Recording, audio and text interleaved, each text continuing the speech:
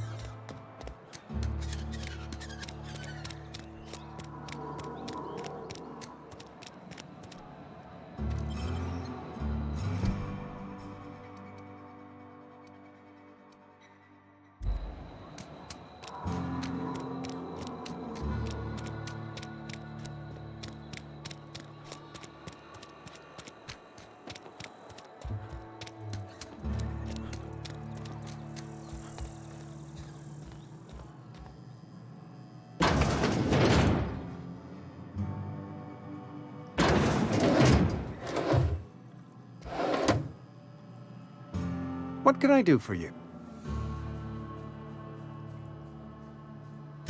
Oh? Am I in the company of a fellow doctor?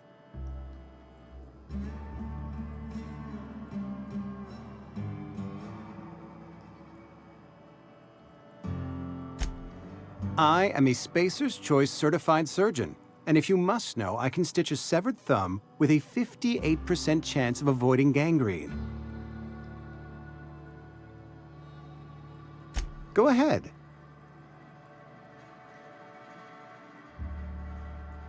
Edgewater has been good to me. I consider myself privileged to work here. I am never wanting for work, not since the plague started. The plague's come at us with a vengeance this year. Lost 6 workers in as many months. I wouldn't call them good workers, mind you. If they were any good, they'd have been treated. Still, it is a shame. Fever, chills, fatigue, aching, vomiting, an excess of phlegm, a tendency towards belly aching.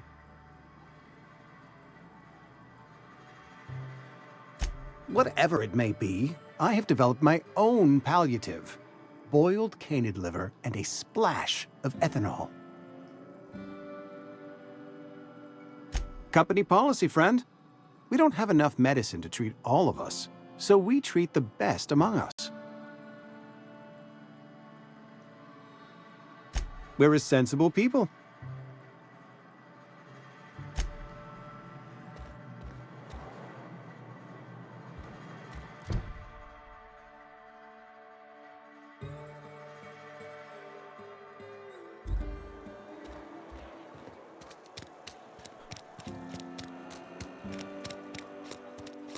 Almost lost a finger in the cannery.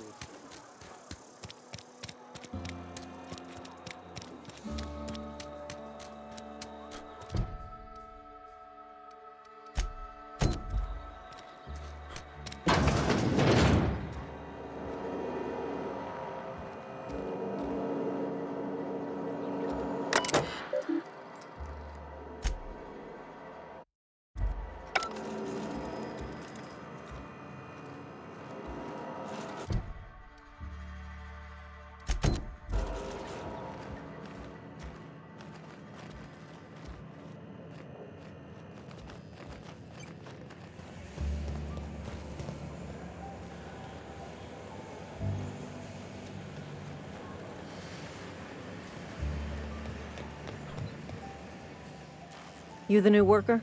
Whatever. Make it quick, Tenderfoot. I'm busy. Shit. Silas still on about that. Here, take the fees. I'd appreciate it if you didn't tell Reed I was late on my payment. Because they're not my fees and not my gravesite. Guy I worked with shot himself. I paid the bill.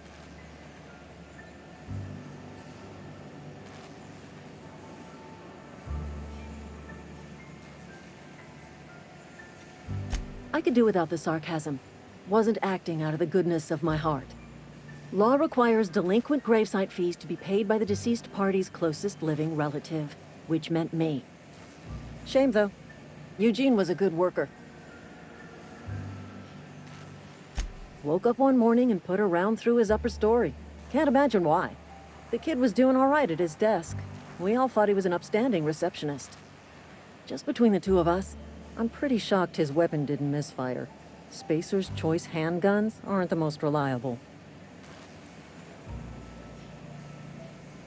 Not half as awful as the bill Eugene left us with.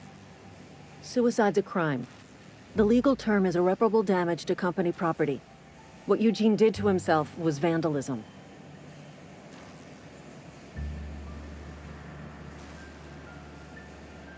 When one of your workers commits a crime, the entire town pays for it. In other words, Edgewater would have been penalized pretty hard.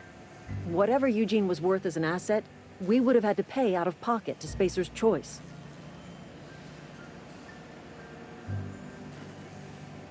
Look around. Edgewater ain't exactly swimming in luxury. We can't afford to pay the body price of a suicide.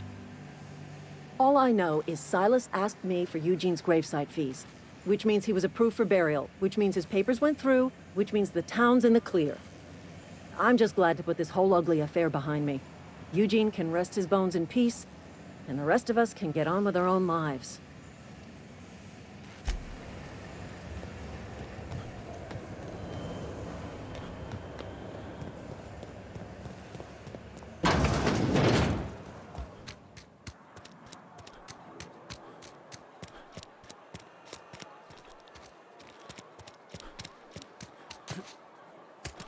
Almost lost a finger in the cannery.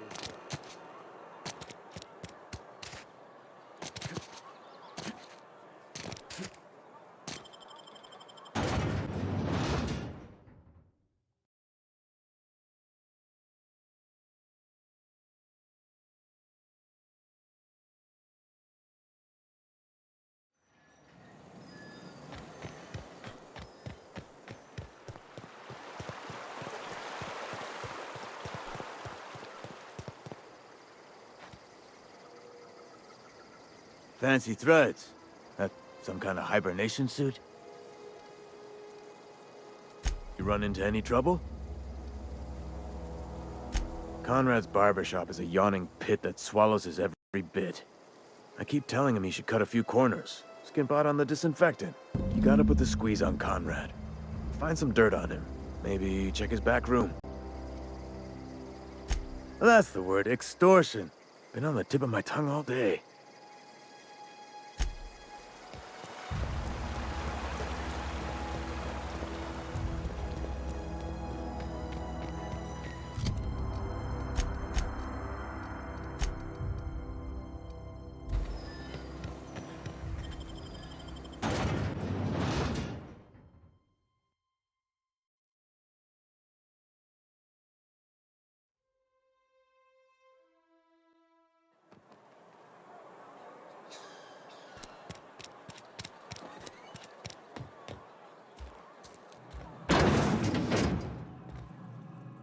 What can I do for you? A ship? Dear me. You seem to have lost the ability to distinguish between reality and fantasy. This is what happens when you let your imagination run wild. I don't approve of fantasizing. It's a dreadful habit, corrosive to the mental faculties. You ought to let the vicar take a look inside your head. Vicar Maximilian, our man from the OSI, here to spread the message of scientism like a soothing balm upon a feverish head. Or so you'd expect. You'll find him in our local church, probably neglecting his duties. He doesn't seem to like us much, The vicar has not been with us long, and in his relatively short tenure in Edgewater, gives off the distinct whiff of superiority. Go ahead.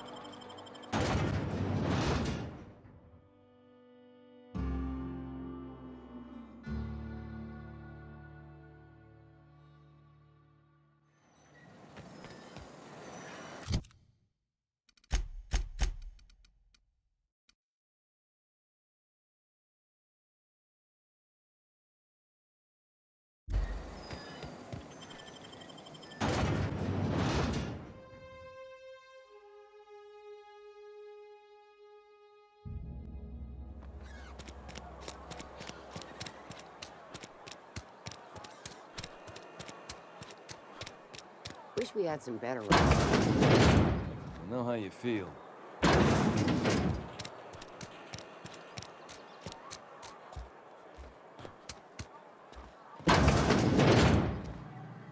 What could I...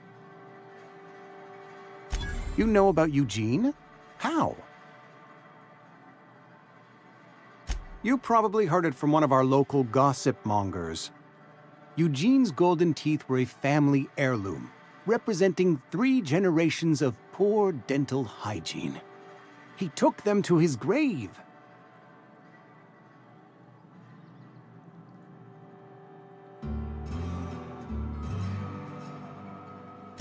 More than a few. Those teeth were his personal savings. I can't ask Silas to dig up a man's body and pry a few teeth loose from his jaw just to pay my bills. Can I?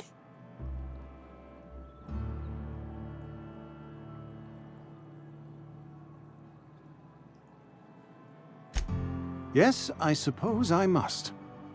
Here you are. Gravesite papers affixed with my signature and an IOU. Eugene was not a suicide. He put a bullet in his brain, yes, but that's largely a technicality. I was the one who prepared Eugene's body for interment. I discovered symptoms of the plague on his corpse, and I discovered medicine in his pocket. Lots of medicine. Eugene overdosed on adrenatime, which is known to cause psychosis and paranoia as possible side effects. The paranoia drove him to take his own life.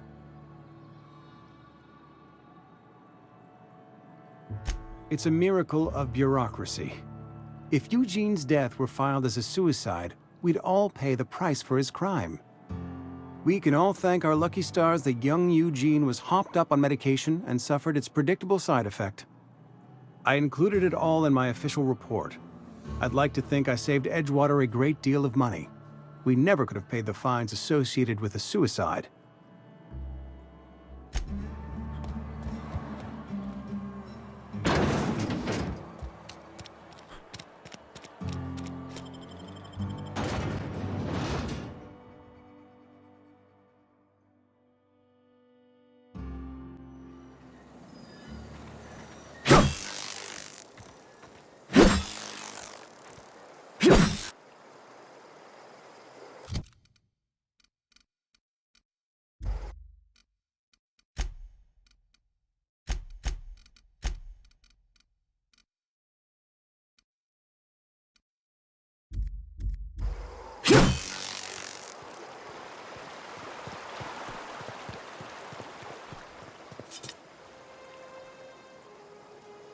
grave digging's a fine profession.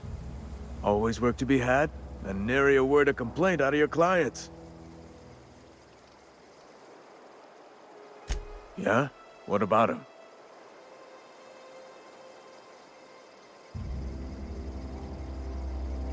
Well, yeah. It's what I'm contractually obligated to do. What's this about? Yeah. Funny thing, Eugene's body ain't where it's supposed to be. The night we was supposed to commend his body to the earth, I had his grave all dug up and ready, right? And so I thought, I'll just rest my eyes a bit. When I woke up, his body was gone. Spirited away. Vanished. The footprints nearby suggested that Eugene was stolen by marauders. Or he rose from the dead.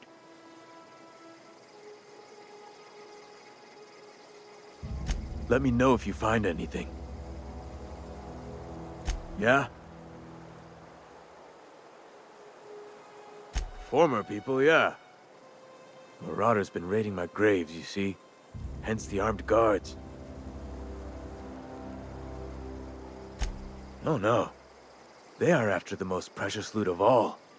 Spacer's Choice Company property. If those marauders swipe any more bodies out of my cemetery, company's gonna dock my pay.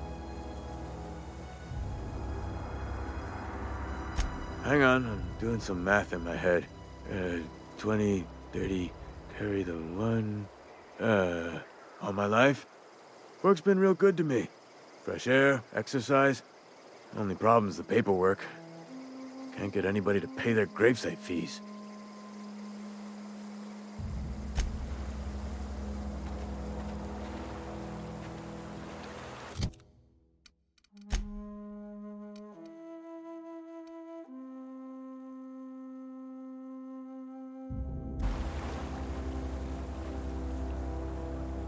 Something I can do for you? You run into any trouble? Reliable work from a freelancer. That's gonna take some getting used to. And I'll buy you a drink sometime.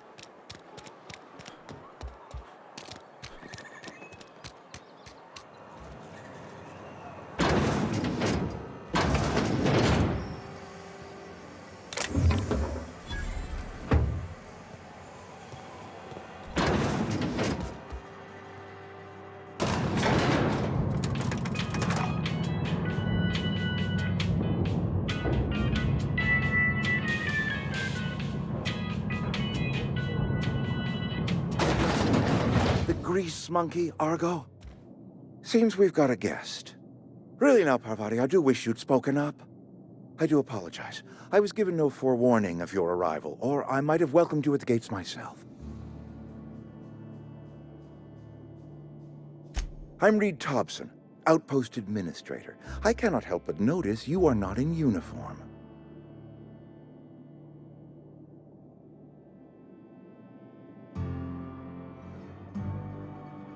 Shirt, pants, work boots, company-approved colors. The, honorable apparel of a loyal worker?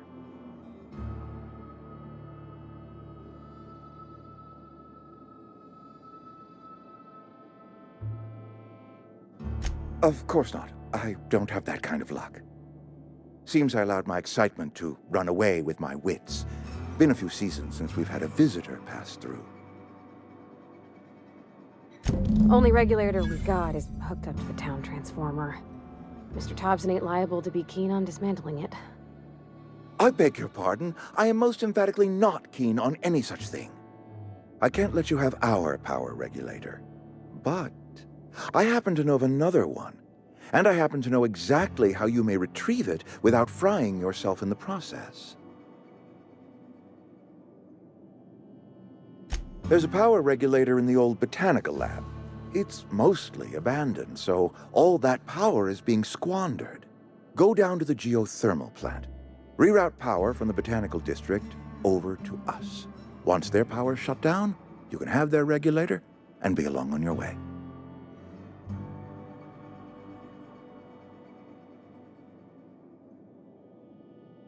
I was not entirely sure how to tell you this. The botanical labs are not legally inhabited, but there are people who live there.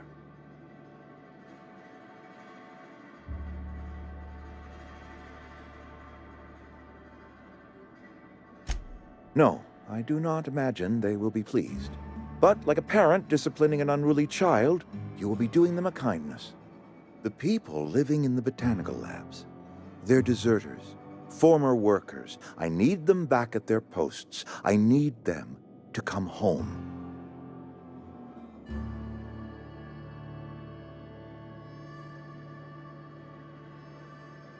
My hope is that by cutting off their power, you will convince those deserters to come back to town. Before you go to the plant, I want you to stop by the botanical lab. Speak to their leader, Adelaide. Tell her the power's about to go, and that it's time her band of deserters came back to town.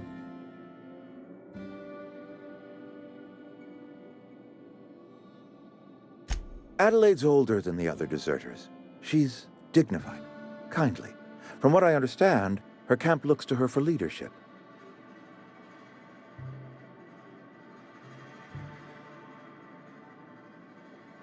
That reason was me. I asked too much and pushed too hard. But I am ready to make amends if they are willing to return to the fold. We belong to one community, the Spacer's Choice family. If we dissolve into factions, then we will all perish separately. Adelaide will understand that. My dad told me all about the plant. Taught me all he knew. I could come in useful. I mean, if that's all right with you, Mr. Thompson. Sir. I hesitate to part ways with Miss Holcomb, but I cannot deny that she is talented and may prove useful to you. You will need an administrative passcode in order to enter the plant. I am trusting you with mine, and trusting Miss Holcomb to guide you if you'd like. Great! I got my wrenches and diagnosticators and hairpins and engine tape, so I'm all set. Well, I am glad to hear that. Best of luck to you, and thank you again for your help. It is a lot to ask of a stranger, I know.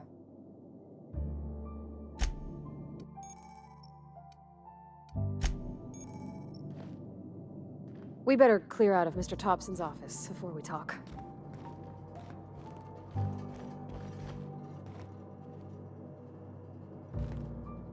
We better clear out of Mr. Thompson's office before we talk.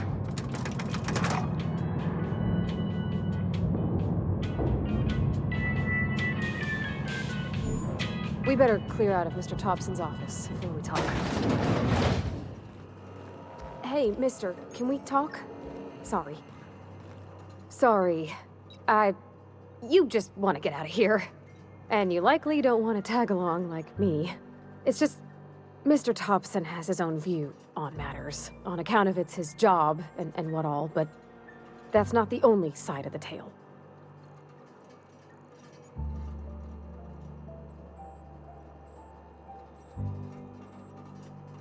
To Mr. Thompson, a person's a gear. It does its job quiet-like. If it squeaks or stutters, it gets replaced. The deserters are decent folk. I knew some of them before they left. Life's hard here, especially for them that don't fit in so well. We're one big Spacer's Choice family, but every family's got the one the rest whisper about. Mr. Thompson's aiming to take away their power. They'll have no lights to see, nor heat to cook. They'll be at the mercy of marauders, or worse. I think you should talk to the town's vicar about it. Max, his name is. Thanks, mister. I just think when you gotta make a decision that'll hurt somebody, it's best to think on the right and wrong of it. That's what my dad used to say anyways. Where are we headed? That's on account of how I never met her. It's hard to miss what you never knew. I don't ponder it over much. She was in another division of the Spacer's Choice family. She worked in the Vale a few months, sorting the cannery computers. Her contract said any kids she had, expected or not, belonged to her office from the time of conception. So when I was born, I got sent here.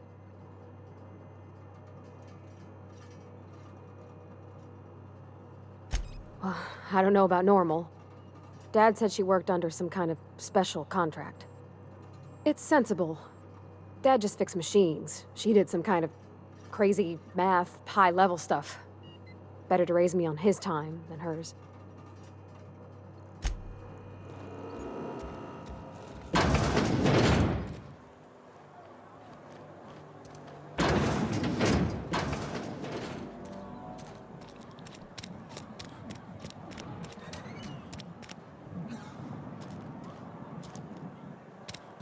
I'm sorry. I'll just be a minute.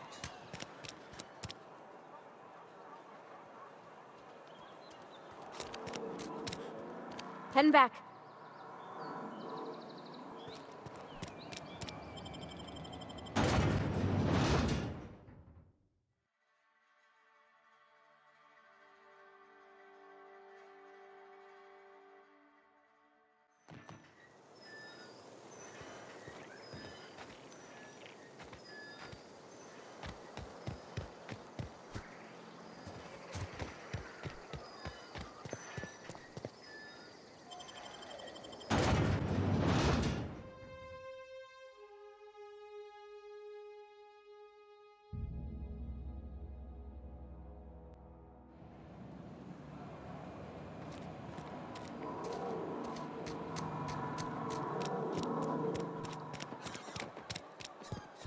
I've always felt weird in here. It's too clean. Yes, what is it? You're an outsider. Fantastic. Vicar Maximilian de Soto at your service. Or Vicar Max, if you're the sort who prefers brevity. And Ms. Holcomb as well. How rare to see you out. And with a complete stranger. Curious. Just tagging along, Vicar DeSoto. Don't mind me. I so rarely get new people to talk to. Name your poison, anything at all.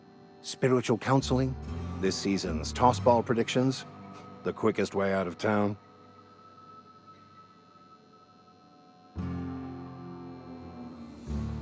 But what? I thought you would talk to him. You wanted to speak to me, Ms. Holcomb?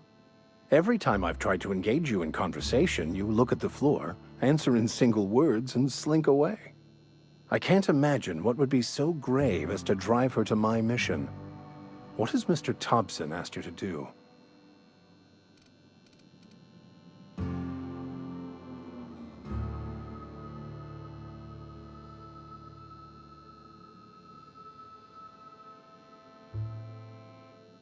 Depriving them of safety from the marauders and wildlife. I can see why that troubles you. Miss Holcomb has a soft heart. Always has, if you believe the talk.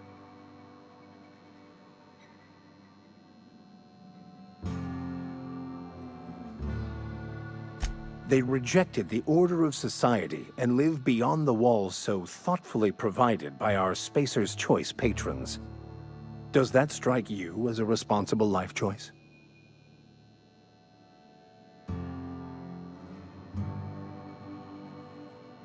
Assuming your goal is to save as many as possible, then you should bring everyone together. Send the power to Edgewater and convince the deserters to return to the fold.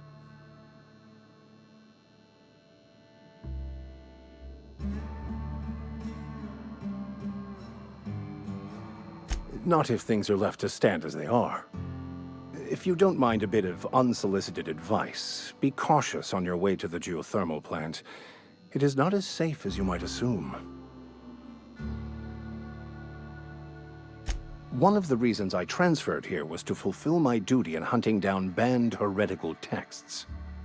I happen to know such a book is, as we speak, tainting a collector's library in Emerald Vale. However, The collector's residence lies outside the town's walls. My retrieval efforts have been thwarted by marauders who have overrun the property. Should you fare better than me, I'd pay a handsome sum for the book.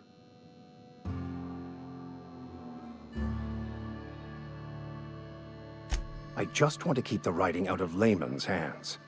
It wouldn't do for such information to fall into public consumption.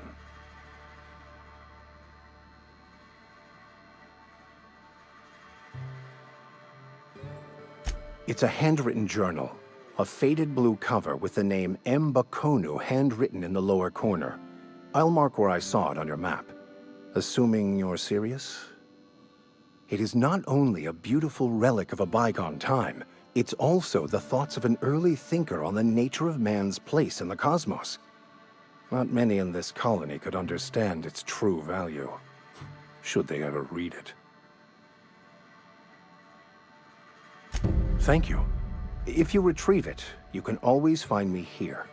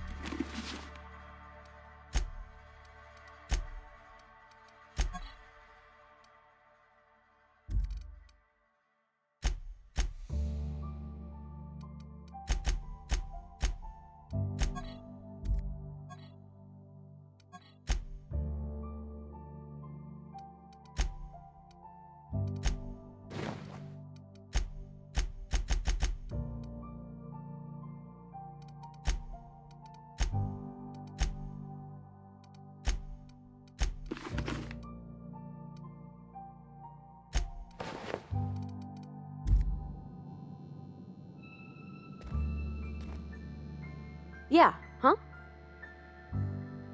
You mean about the mission being too clean? I know, but Vicker says the universe is a machine, that it runs by law. Real machines have gunked up oil, scratches, and worn bits. You can tell they've seen handling, been used by folk. The machine Vicker sees is one ain't never been run. It's not for people to live in. It's something on a museum shelf, under glass.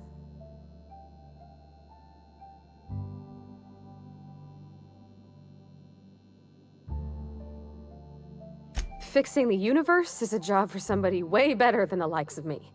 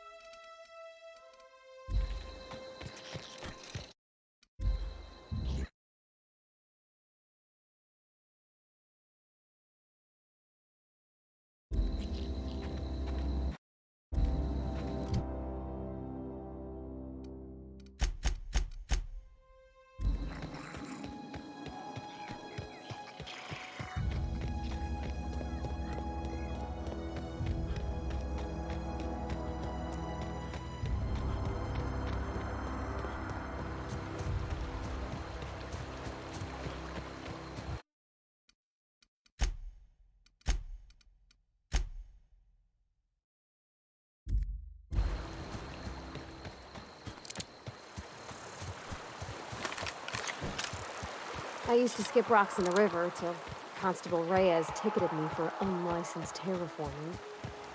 I think...